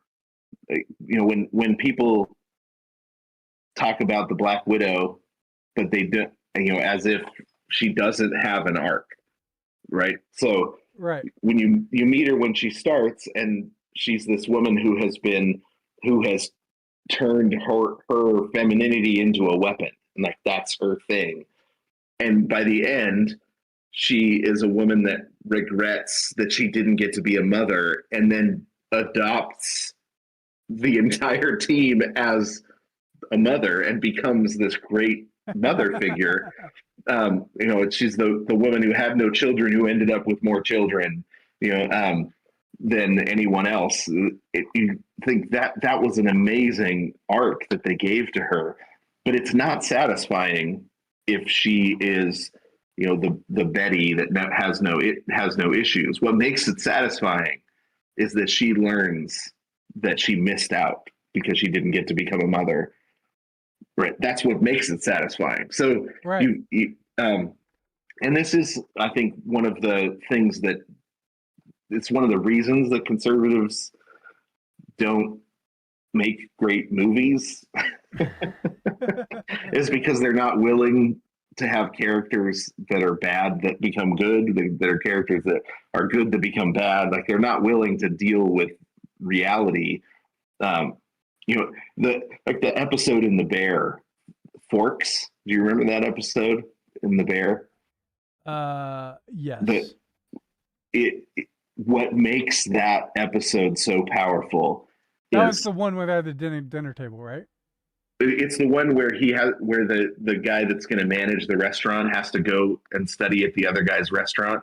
Oh, yes. What makes that so satisfying is that when you meet him, he doesn't understand how to put other people first in the details. Right. By the end, he learns how details can be, how caring about the details is a form of love. Right. But when you meet him, he doesn't get it. He's a bad person who doesn't care about details because he doesn't love people. By the end of that episode, he's a transformed person. And you see the transformation because now he wants the fork shined. We don't think that deeply about what does it take for somebody that doesn't love people to become somebody who cares deeply about is the fork shined as a form of love. Like, we don't think that deeply about transformation and what it actually takes, and so we don't write characters that are bad when we meet them who become good. Right. That's correct. I want to. I think you're absolutely right about that. So I want to shift that to, independent journalism and this Gen Z guy. Nick, I was talking about him earlier. So Nick Shirley, right? This guy made this YouTube video, hundreds of millions of views, resulted in today Tim Walz resigning and not continuing for election for a third term, right? Like, and Nick Shirley's tweet this morning was, "I ended Tim Walz," right? And so here you have this young filmmaker, journalist, but still a filmmaker for sure, and he makes this video, gets 100 million views, at least, at least on X has got 100 million views, and then. So I want to show you his YouTube channel first, because I think a lot of people are hearing about Nick Shirley for the first time. But if you look at his most popular videos, first off, he has 700 videos on YouTube. He's been around a while. His oldest video was 6 years ago, and 16-year-old flies to New York without telling parents. That was his first video. But he started getting into actual journalism. His most popular video on YouTube is this one with 6.6 million views. I infiltrated Rio Brazil's most dangerous gang, 4.3 million views. And then the one that he just did is only his fourth most popular video. So this guy's been doing it, at least on YouTube. I don't think he's ever had a video get as much traction on X as the one that he just did.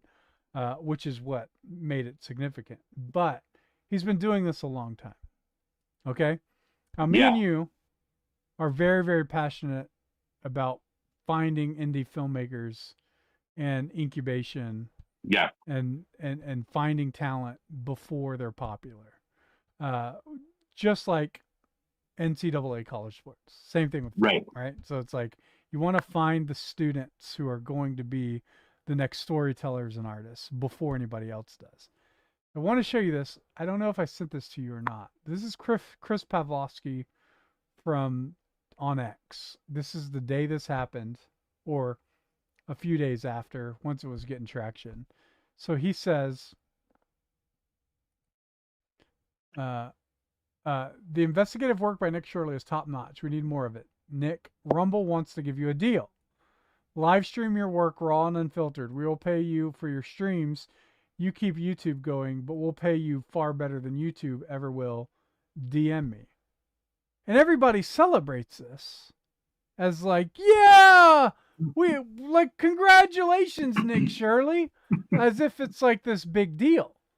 But he's been doing this for a while. If you look at the vidIQ stats, his estimated monthly earnings are $70,000 to $200,000 a month. You know, Yeah.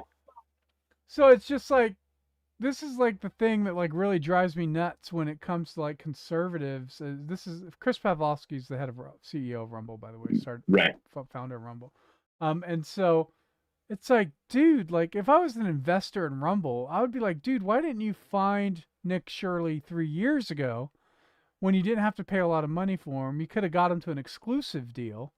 You know, like there's all these other sort of things that make me go insane when I see this, because this is a lot of Rumble money that is going to take to get him to make a deal. And if I was Nick, I would probably take it, because it doesn't look like it harms you at all. Although I don't know if like Nick wants his work live streamed, because it would expose stuff, you know, that Yeah. you know, investigative reporting requires a little bit of cover. But it just really bugged me. I don't know. Like there was like I saw that, I was like, this guy has been doing this stuff for years, 6 years. Yeah. And the only reason you reach out to him is because his last video caught your attention and the other ones didn't. Like, I don't understand. You know, Yeah. it's like Tom Brady won the 6th Super Bowl. Maybe we should make an offer to try to get him on our team. It's like, can you afford that? You Yeah. know, like, you know. And if you're not building with them from the beginning, then you're just, unless you've got the cash, which maybe they do, but they're coming in saying, hey, now that you have built yourself, we didn't help along the way at all, but now that you have, we want to come in and help. It's really backwards, and it's not a long-term way of doing anything. No, it'd be like, imagine if the NFL had no college football, or the NBA has no, high school leagues, right? And you're only trading professional athletes from team to team, and there's no way to bring up new talent, no way to train up new talent. Your old talent is going to get old, and they're going to get injured, and they're not going to be that great. Like, you have to build from outside the organization. Like, you just have to do it, and we just don't really do that. And so I think Nick Shirley did a great job. His work is incredible.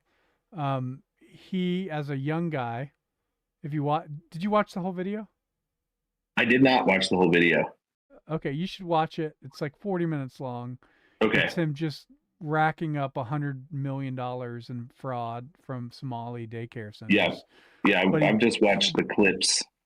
Yeah, but he goes, you saw the Leering Center, obviously. It's like unbelievably obvious fraud. But he goes after this older guy who's been researching this stuff for years, and nobody would believe him. And so you have this younger guy who's like, I'm going to introduce you to my audience, right? And, I think about like when boomers, they only invest in stuff for boomers. And here you have this younger indie Gen Z kid who comes and invests in the older generation. And the result of that resulted in Tim Walz stepping down and not running for governor again. It's incredible. And he can't run for governor because he knows there's going to be serious investigations into him and everything he's done over the next few years. So, just brings a tear to my eye. Anytime a communist falls, it brings a tear to your eye. It does, yeah. Yeah. How about Venezuela? Oh, that's just amazing. It's amazing on so many levels, because that's not just any communist. That's a CIA installed communist Oh, dictator. well, no, the whole country is like the CIA, Yeah. right? And so they started the drug cartels. They invented the election software there. All the politicians at the CIA are in Langley, but like the actual deep state is based not, near the Yeah. White House. No, it's in Venezuela and Ukraine. Yeah, Venezuela and Ukraine. Imagine that. Yeah, so I thought it was really interesting. Me and you've been studying the elections fraud stuff for a while. On my last stream, I watched I don't there are all these bots. How do I get rid of the bots from my OBS setup? Do you have to go to Kick to do it? All right. Oh, the AI automatically deleted it. Okay. Hey, fantastic. So where was I? What was I talking about? Oh, so I want to get your thoughts on my last stream. I was going through this is his name is what's his name? Byrne. Patrick Byrne.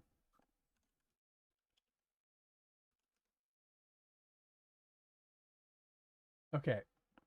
So I know you've seen this trailer for the Enemy Within show that he did. But what I want to see if I can pull up. Oh man, he's been tweeting. These guys have been tweeting like madmen since the fall of Venezuela. But he has. Oh, you know what? I think I bookmarked it.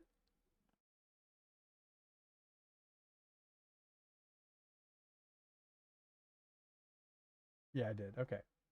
So he has this is a video series that he did.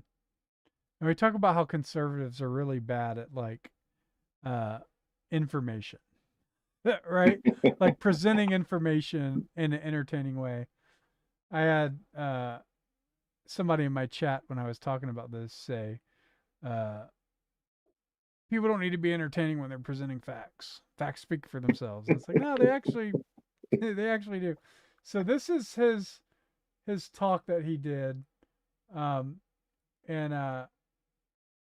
so we were watching this on stream and I was like losing my mind about how terribly presented this is. So this is a cliff notes of it. He has a 44-minute talk, which I would not want to bore people with on stream. But we went through this 12-minute.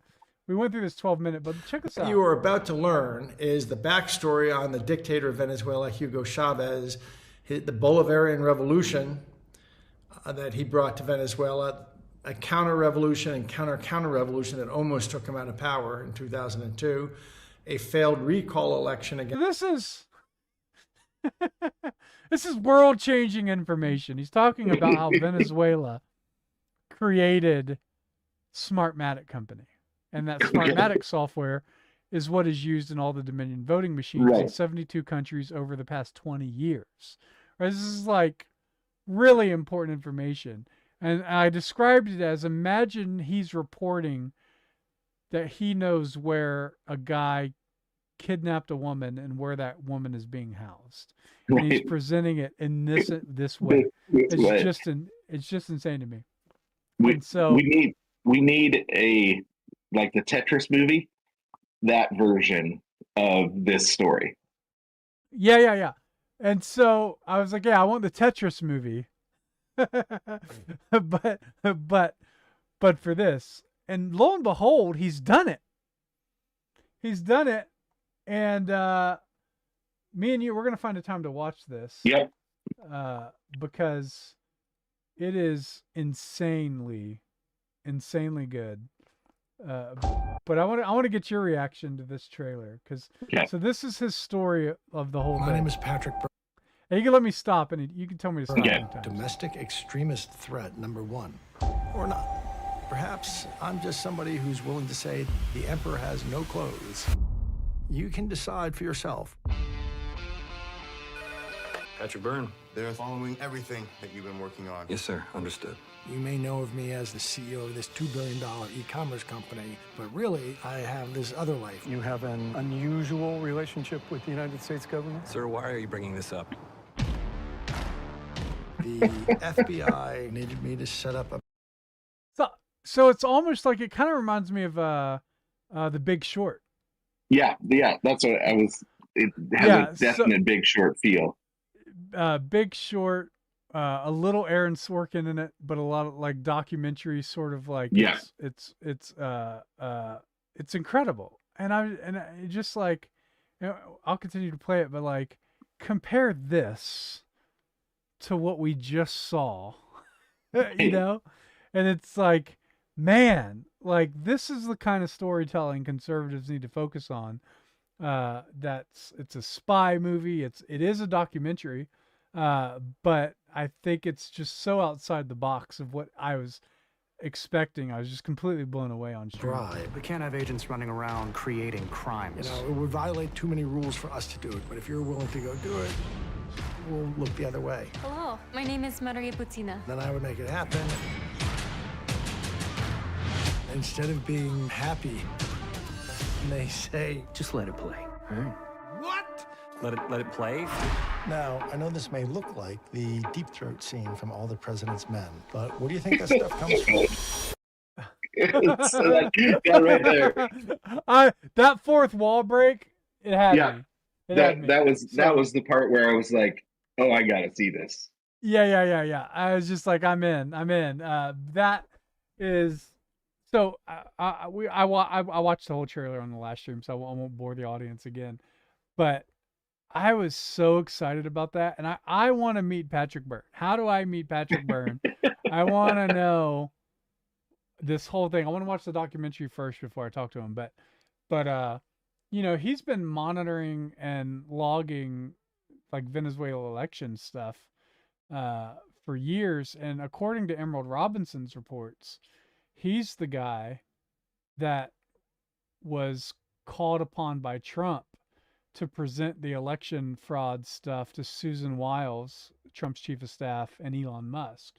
And Elon Musk heard it, and that's what got him involved in the election.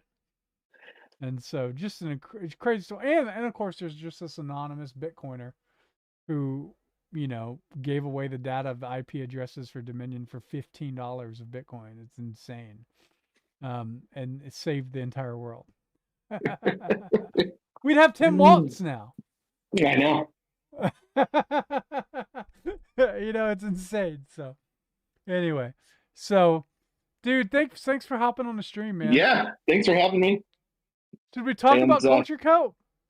Well, yeah, let's talk about it. Then I gotta jump to my next thing before our. So we do have a kick stream called Culture Coat. And we're doing that. We got to figure out a good time to do that. But we've been doing it on Sunday nights. I think now that it's the new year, I think we took a break during Christmas, but now that it's the new year, we should start that up again. Yep. Where it's me and you. So subscribe to Culture Cope on Kick. It's Kick only. We're not doing it anywhere else. And if you go to Culture Cope, CULTURECOPE, you'll see the past streams that me and Jason have done. And then we'll get that started up in addition to this one, but yeah, really hope to have you guys on there. And then yeah, guys, thanks for joining. I'll be back Wednesday. Hopefully, I'll have a guest. I'll announce that if I do, and that should be a lot of fun and a lot of trouble, I would suspect. And so maybe we'll get into debate. I don't know, but we'll see you Wednesday. And